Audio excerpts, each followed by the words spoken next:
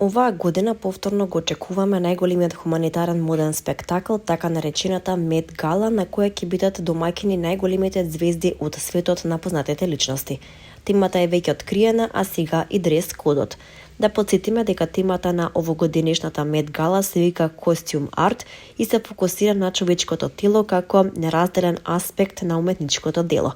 Кустосот на музеот Ендрю Болтон истакна: наместо да се дава приоритет на модата и модните парчиња и со тоа повторно да се врши притисок врз човечкото тело, костимската уметност овој пат ќе ја покаже врската помеѓу облеката и истото тоа тело, рече тој.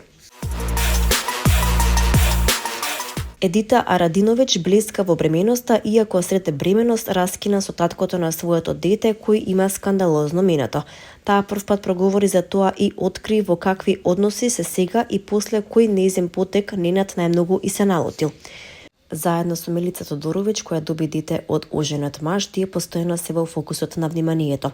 Сега Едита гостуваше во емисијата Амеџи Шоу заедно со сестра и пејачката Инди, каде проговори за деталите од бременоста, како и за таткото на детето и сега веќе поранешен партнер Ненад. Едита за бременоста во шоуто на Огнен Амеџич откри: запознава стомачето, облеков од дело за да се прикрие, се чувствувам одлично. И мило ми што сум со вакви прекрасни гости, пред се со мојата родена сестра Инди.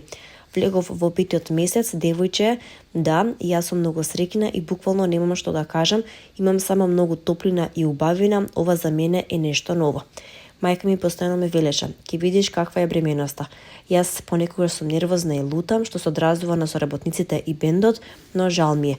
Влегов во крајна фаза на реализација на албумот, бидејќи потоа нема да работам, изјави таа.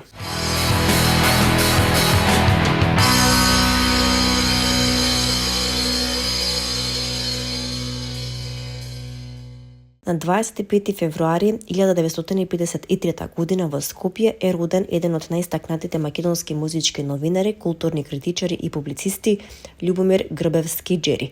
Со преку 4 децени посветени на музичката сцена, тој е незаменлива фигура во документирањето, промоцијата и креативното толкување на рок, џез, поп и алтернативната музика во Македонија.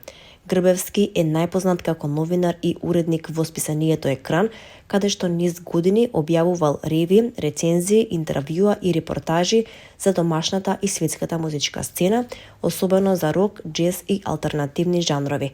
Неговите текстови и аналитички осврти не само што пренесуваа информации, туку ја доловуваа суштината и духот на музичката култура кај нас.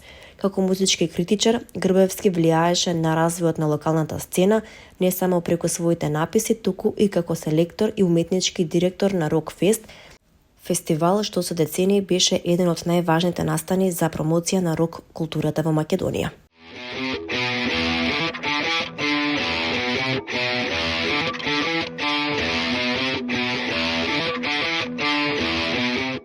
Игор Џамбазов со Гуру Харе Бенд ќе одржи концерт во Прилеп на 4 април од 20 часот во Центарот за култура Марко Цепенков. Најдоброто од Игор Џамбазов доаѓа во Прилеп. Гуру Харе Бенд ќе биде на сцената заедно со Игор за најпознатите хитови да прозвучат во полн сјај. Ќе се изведат и песни од последниот албум Првите 30. Ќе се слават блузот и пишаниот збор.